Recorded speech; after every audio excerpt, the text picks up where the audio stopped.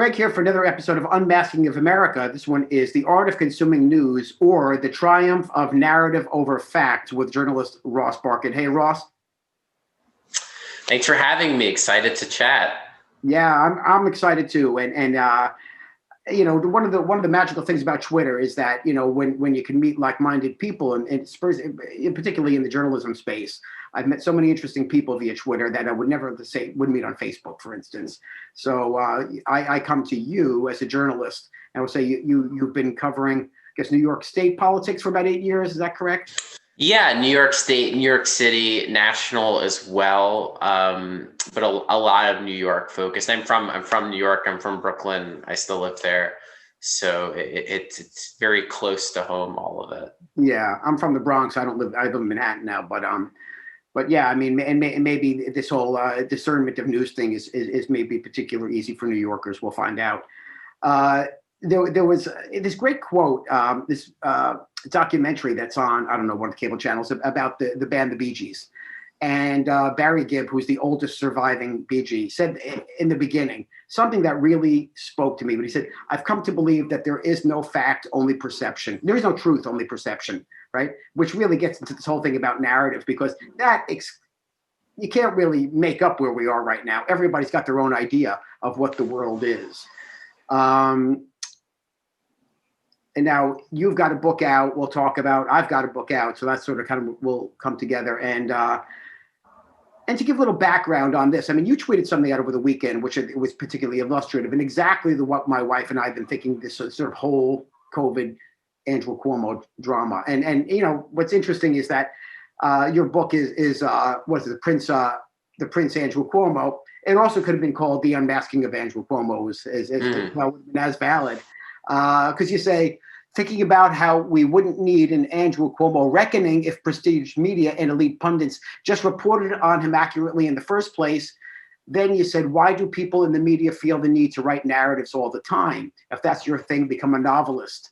That was really funny, by the way. I love novels personally and do like to write them. Different skill set, though, than journalism, though. That's the key. That is, you know, so my background, just to see how I come to this, is, you know, so I guess probably about I'm going to be 61. I think my guess is I'm twice your age. I was born in 1960. I'm 31.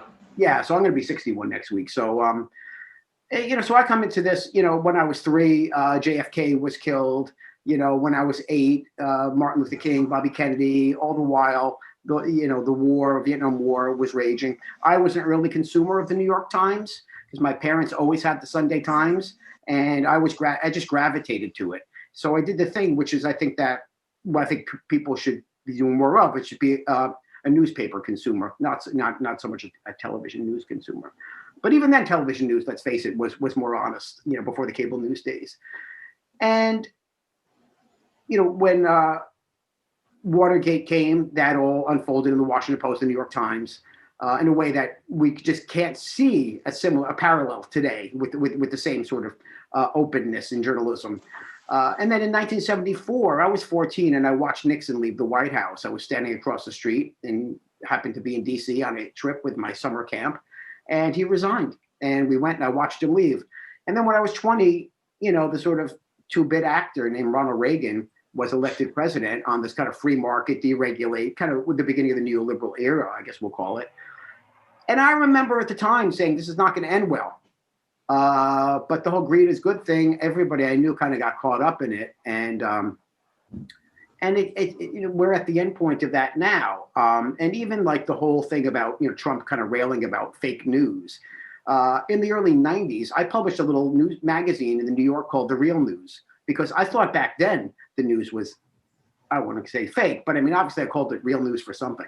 So, you know, I've been trying to kind of discern this stuff for a long time. I can get my phone there. So how we come to connecting with you is that, you know, you're in the same mindset of narrative, and trying to discern well. And this whole thing about this past year with Cuomo has been so clear to my wife and myself that we will watch these briefings and we go, he's lying. The guy's lying. The guy is just lying. And somehow, in contrast to Trump, I mean, now we know the story, and I think we don't even really have to spend any time, because the story about Andrew Cuomo now, in a week's time, a week ago, we would have had gone through the whole what's wrong with Andrew Cuomo. Now, now we have to let's search for what's right with Andrew Cuomo. But a couple of weeks ago, he said, I don't know if you caught this, low tide in America thing. No, I didn't. Oh yeah. So, and he was talking about one of these grand, when he talked about like when there's pressure and under pressure, the strong become a diamond and the weak crumble. This was like talking about how New Yorkers were, I guess on food lines. Those were the ones who crumble, But this one, low tide, was particularly illustrative because he's talking about what we found out about racial inequities and structural racism that led to, of course, the worst COVID in his telling. So he called that low tide in America. But now low tide in America is like low tide for Andrew Cuomo, because he's the one standing there in his diaper. And then that, sort of led to my book, because like when COVID hit, I found myself way upstate New York, like north of the Hudson Valley. My in-laws have a farm in Schoharie County. And that's sort of like the old dairy belt, old family farms, which since the 80s, and that's where in the first part of my book, with it's a picture behind, it's sort of like nothing's changed. You see, and it's complete Trump country up there. And why? Because they've been left behind by both parties. And then, in the 80s, you started to see this deregulation in agriculture, and then family farms started to go belly up. And you don't have to go very far. So that's all those images I started off with in upstate, which is showing the blight and the dystopia that these people have been living with since the 80s. It's like time stopped and never really, moved on. And then, the idea of access to fresh food, which I think is core to our worst COVID outcomes, because of the chronic comorbidities that nutritionally derived. This Family Dollar and Kmart and a Walmart, that's all you got going on up there, and a lot of obesity. And it's this sort of suffering the similar indignities that you might find in the Bronx, where you have these food deserts, and you have, so the worst COVID were in the places where people couldn't get fresh food. And that wasn't lost on me. So anyhow, and then that gave me a whole sort of perspective how I kind of followed that through. I mean, I did a survival mechanism to take pictures of what I was seeing in COVID in Manhattan, and then ended up in the protests. But we talk about now, this sort of how do we consume news, and a couple of things that maybe you could help illuminate, particularly because you worked as a journalism professor, what I gleaned from your bio. So a couple of things. One is cable news, okay, right? So in my mind, cable news it's not news anymore. I mean, particularly the big three. I mean, it's a lot of the reason we're still. I mean, we'll take one at a time, and we can kind of go through it. Maybe you can illuminate each one. So a little bit about cable news as a journalism professor, okay, and if somebody wants to consume or discern news properly, cable news, yes or no? Yes or no in terms of is it news? Yeah. I mean, it's hard for me to give a Manichean answer. I would say I would lean toward no, that there is news that cable TV does provide. It depends on the cable TV provider. You will get real critical investigative coverage from CNN sometimes, and you often not get real news from CNN at the same time. True to some extent with MSNBC, not really true with Fox at all. What I would say to your question is that there is no doubt that the problem with cable news is that its chief job is not to hold power accountable or to inform the public. Its chief job, as we all know, is to get high ratings in order to command greater advertising dollars. And that it is the ratings are the bottom line. And that means entertainment is the bottom line. It is the merger of news and entertainment, which was the great problem Neil Postman wrote about in his great book, Amusing Ourselves to Death, back in the 1980s. That the problem with our world isn't entertainment on its own. There are many great shows to watch, books to read. There's nothing wrong with being entertained and making a grim life a more interesting and enjoyable life. The problem is when entertainment and news merge, because news should not be designed to be entertaining. It's designed to inform, it's designed to hold power to account, to elucidate issues. And that is not often what a lot of cable TV does. They are driven by certain metrics, which are which obviously have to do with ratings. And the way you get ratings is usually to either shock your audience, make your audience afraid, make your audience addicted. Donald Trump himself was right when he called himself the golden goose and said he was the reason cable TV enjoyed such a renaissance when he was president. And he, for all his idiocy and all his ills, really understood that. He's a creature of television. He's been appearing on television since the 1980s. And he understands the industry really well. And he is incredibly good on television. That's the reason he was able to win among many the first time around.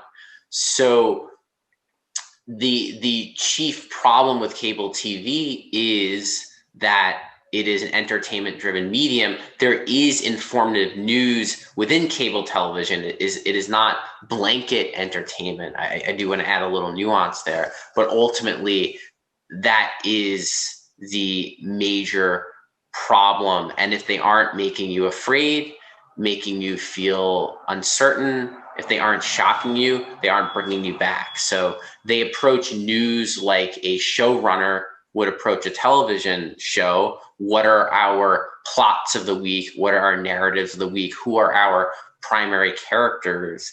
And they attempt to constantly stimulate and unnerve the people watching. And there's been a lot of good writing on this. Matt Taibbi has been a really good journalist and critic, and someone who has written very trenchantly on these issues in particular.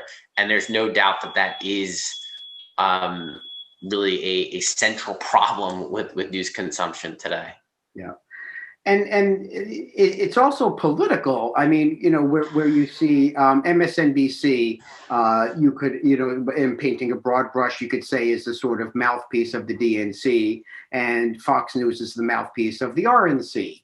And it's, it's easier particularly for liberals to see that in Fox, but not so easy to see the same thing happening in MSNBC.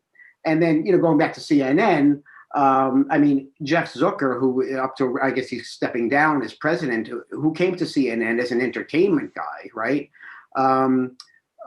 Basically took credit for elevating Trump, giving him endless amounts of coverage, exactly what you said, because he's an entertainer. And the money was too good. And then conversely and perversely, the same thing with Andrew Cuomo. That without the friendly platform that they gave him, and the most bizarre thing of all, of allowing his brother to give him his space. The funny thing with Cuomo, I would add, is the rules of cable TV are now working against him, where for a long time they worked in his favor. So the way I would explain it is, Andrew Cuomo was a wonderful television character for the last season of the coronavirus show, which was the COVID conqueror. Andrew Cuomo is standing up to Donald Trump and leading New York State and New York City through this great crisis with his gravitas, with his tenderness, with his strength. And this, with people being homebound and terrified, he was the central character. He was the central protagonist, and he drove ratings, and he was a television character. He got an Emmy for it, which, again, the ultimate merger of news and entertainment right there. The trouble for Cuomo now is he's again a television character, but now he's a television character of scandal. And the problem for cable TV in the post-Trump era is that they are devoid of plot lines and scandals, and that Biden is a conventional center-left Democrat. He certainly is worth covering very aggressively, but he's not producing the same level of controversy. He doesn't tweet. He doesn't attack celebrities. He doesn't attack journalists. He's not constantly shocking and discombobulating. He's not saying racist things, right? So there is a void and there's a void and a vacuum that must be filled. And cable TV knows this, CNN knows this, MSNBC knows this. How do we fill the void? Biden is bad TV. Donald Trump knows this very well. He's said it pretty openly. Biden is fine with being bad TV, and truthfully, a good president probably should be okay with that as well.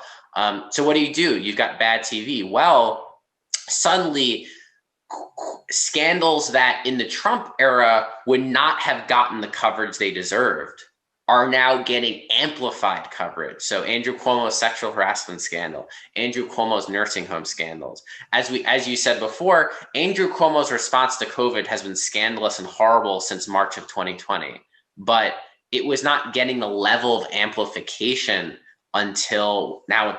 Today we're taping this March 1st of 2021. So that's Cuomo's real dilemma right now. And it is the rules of cable TV now working in his disfavor, because he is a character, and now the character is fallen hero. The character is scandal-scarred governor. Will he survive? Will he resign? And this is a plot line and narrative that cable TV can drag on for weeks. They've got nothing else. They don't have a lot on their plate. I mean, they could do real journalism, but not as spicy. So they have what is a real story. I'm not downplaying the Cuomo news. It is real news that's worth investigating and highlighting, but it hits a sweet spot for cable TV because it's both real news that does matter to people, and it's very spicy and scandalous and enticing for the average viewer. Yeah. Yeah, I mean, well, I guess, low tide for Andrew Cuomo is basically what we're seeing play out now on TV, because it is so. I mean, I find it entertaining, and you know what? I mean, if he was a little if there's a little more humanity there, I probably would find a little bit of compassion, but I don't really find much. When it comes to Andrew Cuomo. He's a hard, very, having covered him for 8 years now, he's an incredibly difficult person to have compassion, empathy for. And I'm someone who I have a lot of compassion, empathy for most people in politics, having been involved in it once myself. But he's a very difficult person to imagine offering mercy and sympathy for, mostly because he has offered so little himself to others. I saw somebody tweet that make sure on the way up you make friends, because you'll need them on the way down, and you will. You will. I mean, very, very different scandal in every way. But if you remember the Anthony Weiner scandal, his first sexting scandal, the very first one that drove him out of Congress, it was the sort of scandal that if he were a different politician, he may have survived it. He was really forced to resign by House leadership because he had very few friends. He'd been a attention seeker. He was a regular in cable TV. He did not work with his colleagues very well. He rubbed many of his colleagues the wrong way. He did not build alliances. He did not work on legislation. He was a very shallow politician, Anthony Weiner, putting aside all of his various discretions. So that is when you are selfish, when you don't build alliances, when you yourself don't offer mercy for others, when you are imperiled, there are very few people that are going to rally around you. And Cuomo in the past could always survive scandal, not so much because he was well-liked, because he was powerful enough to inspire fear in others. And that point has passed. Politicians are no longer afraid of him, and they no longer like him. They never did like him, but fear, as we know from Machiavelli, title of my book, The Prince, in part inspired by that, better to be feared than loved. Cuomo took that lesson to heart. The problem for him now is there's no longer that fear. So if you're not feared and you're not loved, then many people will move against you. And we are beginning to see that in a way we've never seen in his 10 years in office. Yeah, it's dramatic. I've never seen so. I mean, Nixon wasn't this precipitous. I mean, it's pretty incredible. The reckoning that's going on. Now, the last thing about sort of cable news, well, I guess this goes back to, you mentioned Postman's book, Amusing Ourselves to Death, and a great album, by the way, by Roger Waters, called Amused to Death, which came out in the early 90s, which was based on that book, one of my favorite albums. But I think going back to the 80s, it was Roone Arledge, who was the head of ABC Sports, who went over to the news division and turned it into a profit center, right? And so that I remember as being the sort of inflection point of when news went from a sort of nonprofit thing and a boring thing to all of a sudden Roone Arledge is there from ABC Sports and turned it into a profit center. And that was somewhere, I believe, in the late 80s, around when the Fairness Doctrine got, this sort of, so many things happened under Reagan, like everything bad that we have now started then pretty much in the common era. We could just look to Reagan. So the next thing is gaslighting. And we see it now, like you look on Twitter, and I can make the case that Andrew Cuomo's every press conference was just an exercise in gaslighting the public. And maybe you could describe a little more clearly for people understand what gaslighting means. But to me, it just seemed like, I'm going to, like you said, we're going to create some fear. We're going to create some straw man, create something. And I'm going to be the one who's going to be able to protect you from that. That was his narrative every time. When Trump was talking about the China virus, Cuomo all of a sudden decided to say, it's from Europe. It's from Europe. My wife would go running out the room. She's like, I can't hear it. I can't listen to the voice anymore. But I mean, he was basically doing the same thing as Trump, but, gaslighting somebody else. And it seems effective, this gaslighting. So can you tell a little bit of what it is and how it impacts people and trying to find out, discern actual news. And I think people don't realize now that a lot of time it's just gaslighting that's happening. Yeah. So, gaslighting, it's a term that really came into vogue after Trump was elected. And what it means in essence is manipulating someone psychologically to get them to question their own sanity, their own memory, their own perception. So, you remember something a certain way, see something a certain way. Someone tells you, no, it's not that way. No, the sky is green. It's not blue. What do you mean? No, the sky is green. It's always been green. And then you get like three people to kind of gather around you and go, yeah, the sky is green, Ross. It's green. It's never been blue. It's never been blue. You're nuts. You're not. What do you mean? It was blue. We described it as blue. No, it's always been green. So it's this idea. It's very Orwellian. I find the term Orwellian gets misused and abused a lot, especially in the Trump era, where like anyone would describe anything as Orwellian. But this is Orwellian. If you read 1984, it was being told freedom, freedom is slavery, double think, double speak, this idea that a word can mean something else entirely from one day to the next. So in terms of gaslighting, Cuomo absolutely practiced a version of this. And to me, one of the most scandalous aspects of his leadership during COVID is how he downplayed the virus and lied about it or misdirected the public for a very long time. And this has been entirely forgotten by most people, and it is not even brought up now as the discussion turns to the nursing home scandal and his sexual harassment allegations against him. And I get into this a lot in my book, The Prince, which should be out in a few months, which is that Andrew Cuomo, as late as March 11th, remember the first COVID case appeared in New York exactly 1 year ago today when we're taping this on March 1st. On as late as March 11th of 2020, Cuomo was comparing coronavirus to the flu. This was something that Donald Trump was doing. This was something that Republicans were doing. He was saying it's not a big deal. You don't have to worry about it. Ebola was worse. SARS was worse. He would say things like, fear is worse than the virus. We should not panic. Panic is worse than the virus.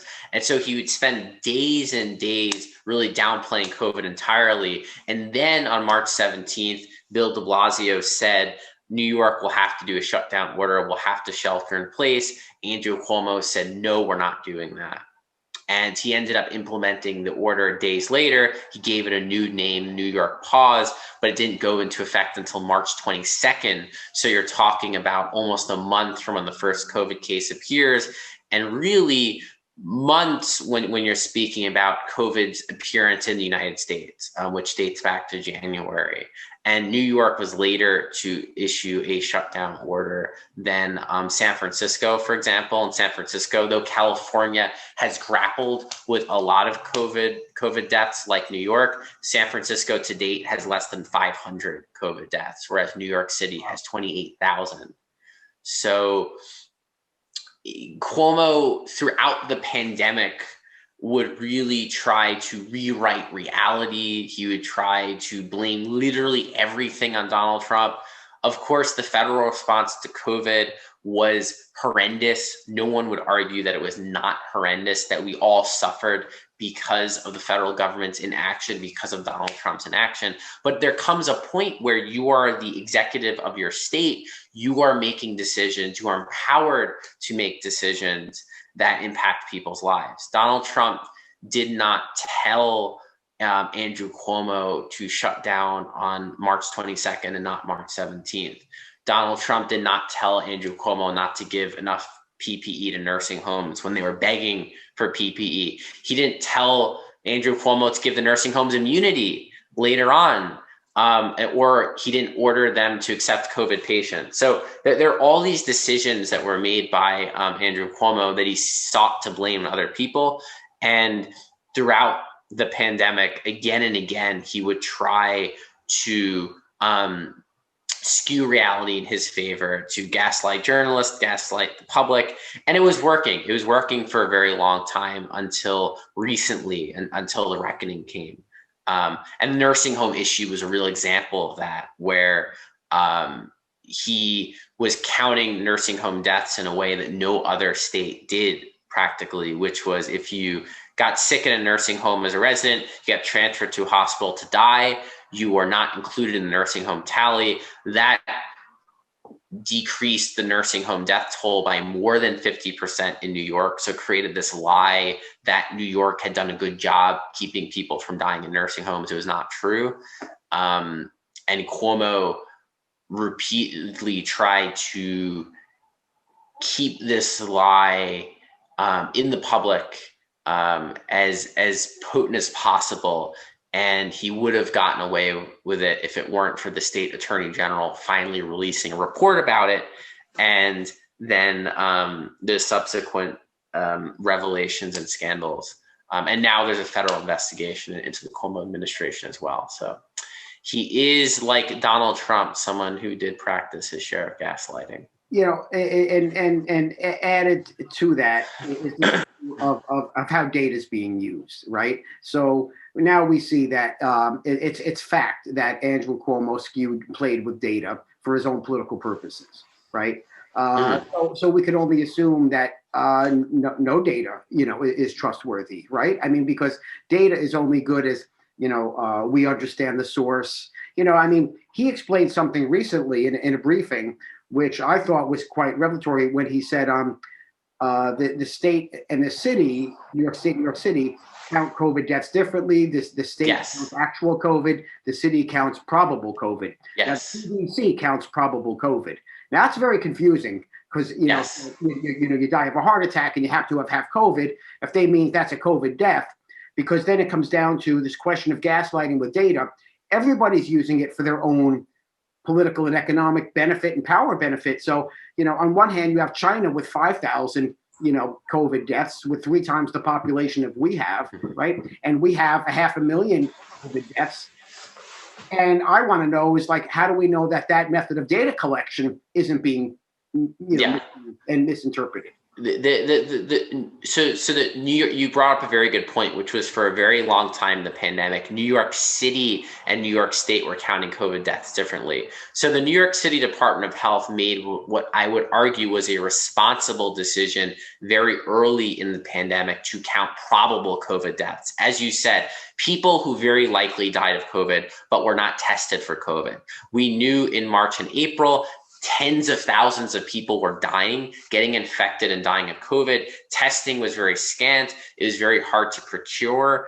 There were people getting sick with it. There were people dying of it. And there came a point where you can't just count people who tested positive because there were so few tests. If you were only counting positive tests, your COVID count would be incredibly low and it would not even begin to approximate reality. So the New York City Department of Health, which Bill de Blasio controls, which made their own decisions during the pandemic. I don't want to exonerate him either. He just didn't write a memoir about it like Cuomo did. They were counting probable deaths. The state government, which Cuomo controls, the State Department of Health, was refusing to count the city's probable deaths. So months would go by and every day you would see COVID deaths counts posted and they would never line up.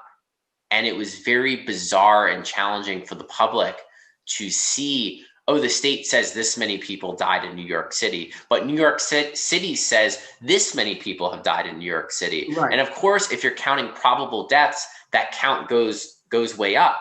I remember the first time New York City did count probables, the death rate skyrocketed, but that was reality. Yeah.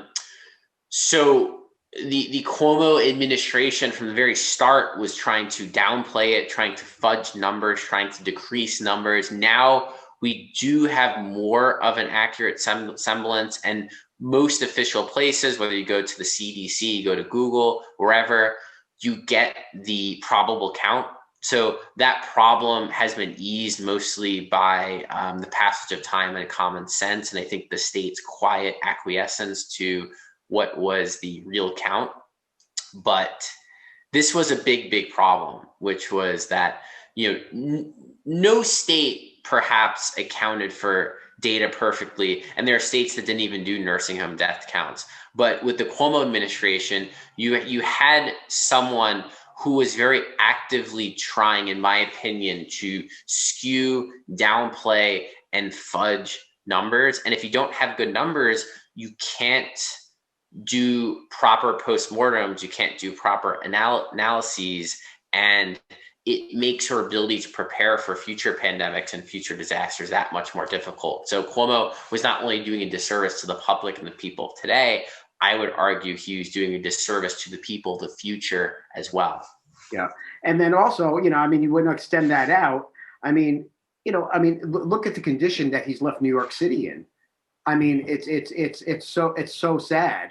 What I heard on the radio this morning, that over 90% of New York City restaurants didn't pay their rent in December, and his decision, to close them again over the holidays. Even he admitted that the transmission rate is rather low in restaurants, but it's an area we know we could have some sort of an impact. But you do that, and you're still affecting all the livelihoods of everybody who works in this industry. Unemployment in the city went up. And so everything sort of just becomes punitive for him. Everything becomes, it's like, is this really helping? Okay, we like to think the idea that we're doing this because nobody wants to kill Nana with COVID, and of course nobody wants to kill Nana with COVID. That can't be the go-to every time you want to just know something and you want some information. Oh, you're going to kill Nana with COVID. It's like, no, stop that. Nobody wants that, Yeah.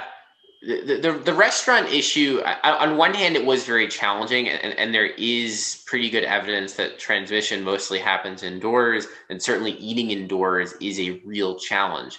I do think what Cuomo could have done instead is really fight for some economic solution for these restaurants, because they are on life support. Many of them have closed. Many more will close. They are the lifeblood of New York City, having grown up here like you. We know New York is a restaurant town.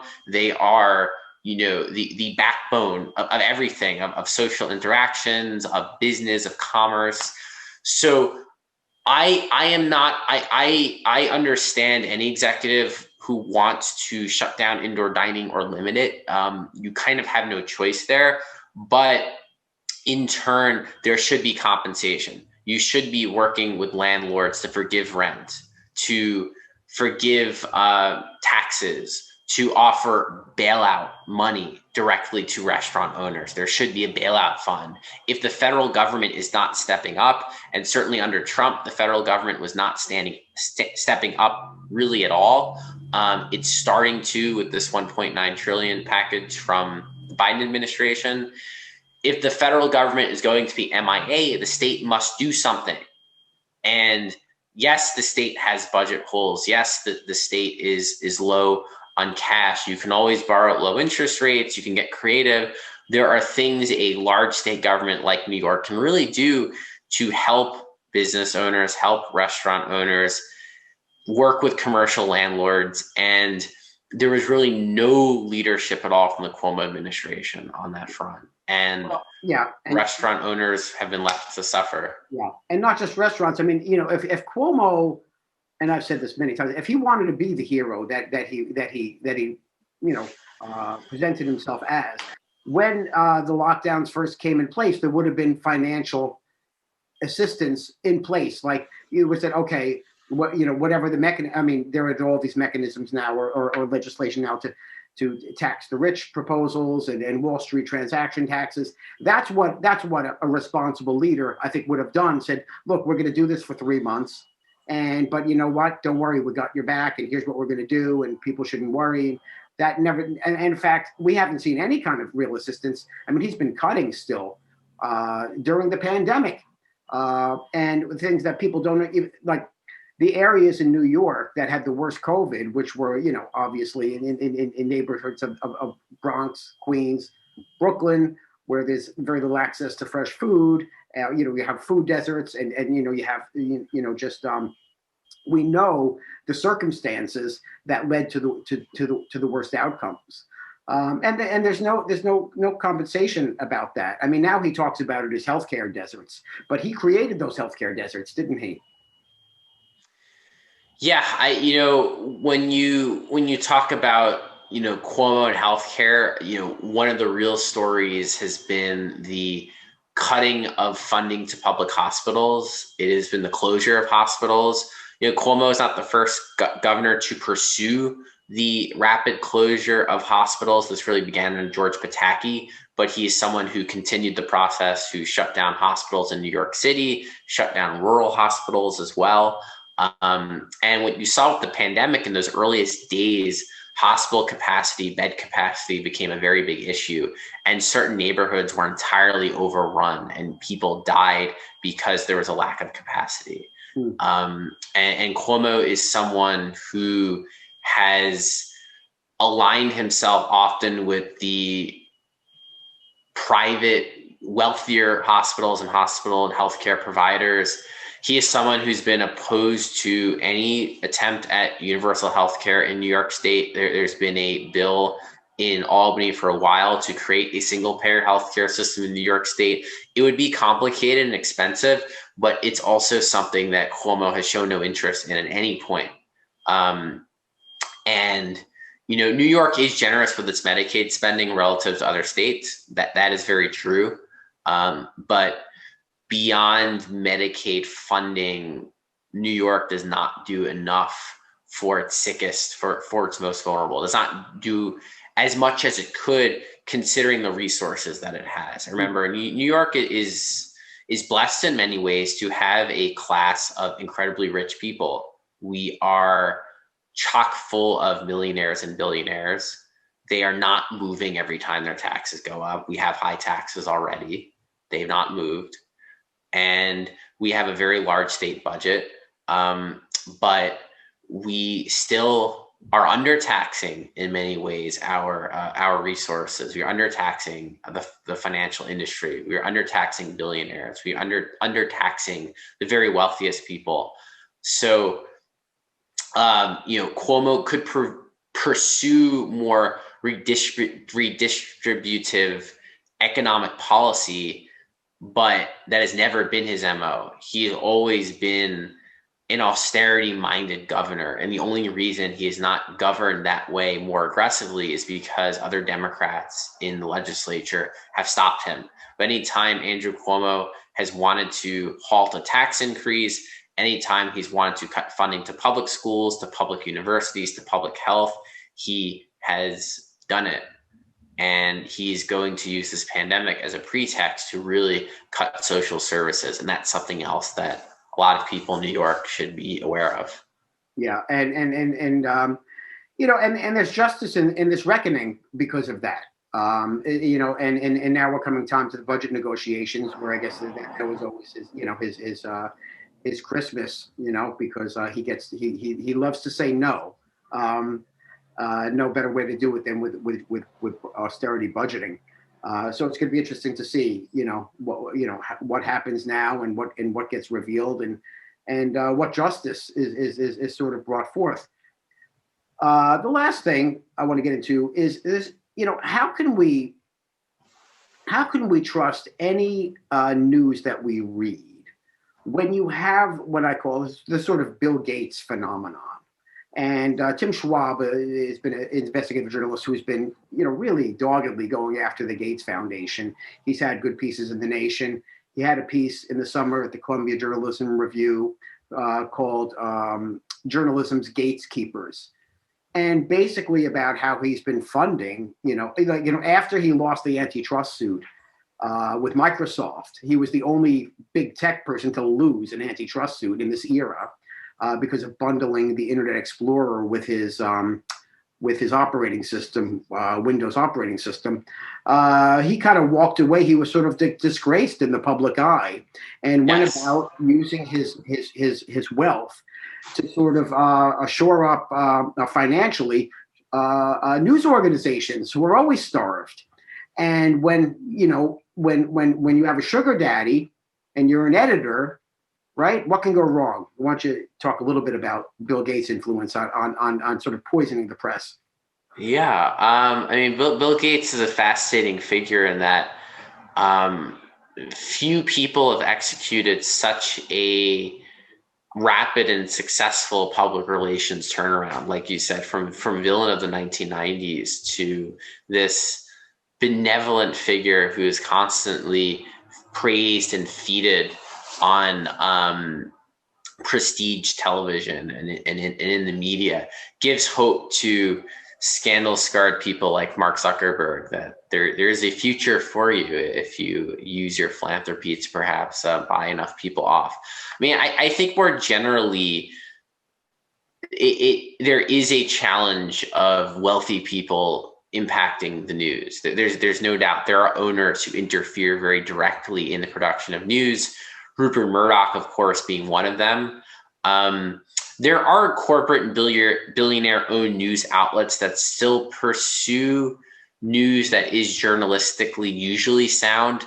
Jeff Bezos, ironically, has not been a disastrous owner for the Washington Post. I have qualms with the Washington Post and how they've covered Trump and how they've written about Democratic Party politics. But generally speaking, they do have strong reporters who are allowed to report relatively independently. So I don't like to blanketly judge all news that is owned by very wealthy people. In my ideal world, we would not have oligarchs controlling the news at all. And we would have ways and mechanisms to move beyond that model and that system.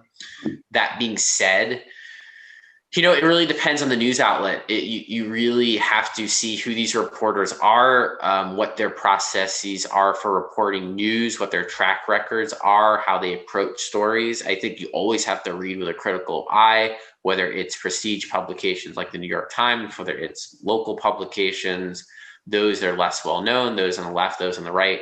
You always have to come in with skepticism and with an open mind. I do think there are a lot of journalists who do also operate independently and work very hard and are able to produce news that is valid and does hold power to account. So it really does depend on the owner and the outlet. But I do worry very much about the corrosive effect of wealth on news, of conglomeration, of conglomerates buying up news outlets and newspapers, which has been a problem for decades. It predates the internet, as you know, and has only accelerated in recent years. There's a hedge fund, Alden Global Capital, that just bought the Tribune Company and now owns the New York Daily News and the Chicago Tribune, and is known for enacting devastating cuts. And that is really what frightens me. Even more so than the Murdochs and the Gates, it's those predatory financial institutions that want nothing more than to gut news outlets entirely. And for all the sins of other oligarchs, at least they attempt in some ways to prop up their news outlets, because it's ego gratification for them. And you can't pump up your ego with a news outlet with no reporters there. It wouldn't really work that way. But for Alden Global Capital and a lot of these hedge funds, there is no interest in the social value of news at all. It's about profit making entirely. And that means you cut to the bone and you squeeze out every last drop of revenue that you get, and then you discard the paper eventually. And that is really one of the major threats to news today. You're right. And you could apply the same analysis to private equity ownership of nursing homes. You know, it could be, yes. It could be a nursing home. As far as private equity is concerned, they're just devices from which how to squeeze as much out of the lemon as you can. I want to wrap up. Talk a little bit about your book. Congratulations on this book. Sure. You and I agreed to do this. I think 2 days before you agreed. Before you announced the book, and anyway, so I'm pleased that we're able to talk about it. I don't know if we're the first ones doing something about it, but maybe one of the first. Yeah, well, one of the first. What's that? Yeah, one of the first. Yes, yeah. I haven't discussed it too much yet, other than on social media. Well, the timing is so great, and I congratulate you for that, because timing. Anybody will tell you timing is everything.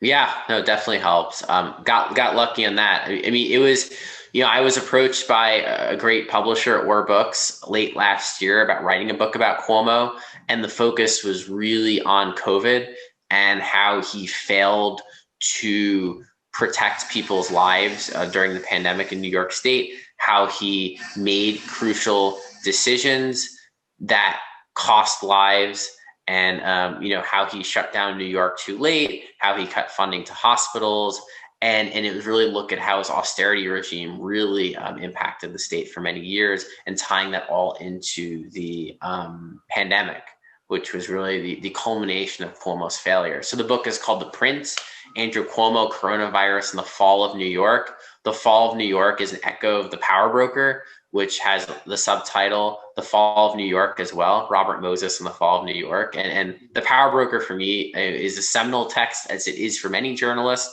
though a lot of journalists miss the lessons of The Power Broker, which is that bad journalism can create bad people or help enable bad people like Robert Moses, or say complicated and often destructive people like Robert Moses. And something similar happened with Andrew Cuomo, where bad journalism and myth making elevated Andrew Cuomo. So this book is really about that myth making. It's about coronavirus. It's about the nursing home scandals. It's really about Andrew Cuomo's failure. So I think for anyone who's interested in how coronavirus impacted New York, who's interested in Andrew Cuomo, who's interested in how state government works and politics, this is a book for you. And I do think you'll get enjoyment and satisfaction out of it, and you'll learn something from it. It's a book that really ties a lot of narrative threads together. I've been writing about Cuomo for many years now. I've been covering him during the pandemic since the outset, writing about him for The Nation, for Gothamist, for Columbia Journalism Review, writing about him also in my Substack, Political Currents. So, I consider myself someone who is pretty knowledgeable about the inner workings of state government and of Cuomo. And he's a very significant figure. It's something I write about in my book. He's the most significant political figure to come out of New York State since Nelson Rockefeller and since Moses as well. He's in that pantheon of people who dominated the workings of New York. Now he is on the descent. Yeah, Robert Moses, not Moses himself. Yes, Robert Moses, correct. Not the Moses. Yeah. Robert Moses, the master builder, Yeah. the architect of much of what New York State is today, for better and for worse. Yeah. So including the Cross Bronx Expressway. Cross Bronx Expressway, Belt Parkway, Yep. Van Wyck Expressway, Southern State Parkway, Jones Beach, Triborough Bridge, Verrazano Bridge, various dams and projects upstate, state parks. The creation of Long Island can basically be traced back to Robert Moses. The United Nations building. Oh gosh, trying to get them all. Riverside Drive, Riverside Park, that was Moses too. So no one affected the imprint of New York more, but Cuomo it aspires to be that. He never became that, but he certainly wielded power in a way that wasn't so different. Yeah. I guess the answer to this question is about the art of being, a news consumer is not so much to follow a news outlet as to follow journalists. So I think people following yes. like yourself, and going on Twitter and going on, Substack, you should say, is a place where journalists go and have their own platform to blog, right? Talk a little bit about Substack, because I know that's a means of your income. Yes. Substack. I started last May. My Substack is called Political Currents. It was originally called the Cuomo Files, and it was developed specifically just to write about Andrew Cuomo. Eventually, I branched out with the Substack and wrote a lot about national politics, about progressive politics, about the NYPD, but I always circle back to state politics and Cuomo. My last two Substack essays, pieces have been about Cuomo. So it's been a place for me to write things that are not fit for particular outlets. It's a place where I can really use my own voice in an unvarnished way, and it's a good outlet for me and for a lot of other journalists too. It's kind of returned to the blogging culture of the 2000s, which I think was very healthy. Pre-social media, people would write long posts and then debate about them in a fairly rational way. And I do think Substack heralds a return to that, because social media is very poisonous and it's very pithy and it's very driven by emotion and hate and rage and trying to one up the other person, and not really about good faith discussion. And I do think Substack is bringing that back, and happy to be a part of it. And in addition to buying my book, you can also subscribe to my Substack as well. Yeah, and it's important to do that because, in this current world of journalism, like everywhere else right now, making a dollar is harder than ever. So you could invest in journalists directly. Yes. By going to Substack, it's a beautiful thing. So I'm going to make sure I link to your book, link to your Substack. Thank you. And Twitter, whatever else is relevant there. This has been great. I really appreciate it. Hopefully we could talk again. I really like illuminating everything that you did here. And I wish you a lot of great luck with the book and a lot Thank you. Yeah, it's great to be on, and look forward to chatting again. Yeah. Maybe we'll grab a coffee one day in the city. Yes. Okay. Talk soon. Good. Have a great day. Sounds good. You too. Bye-bye. Bye.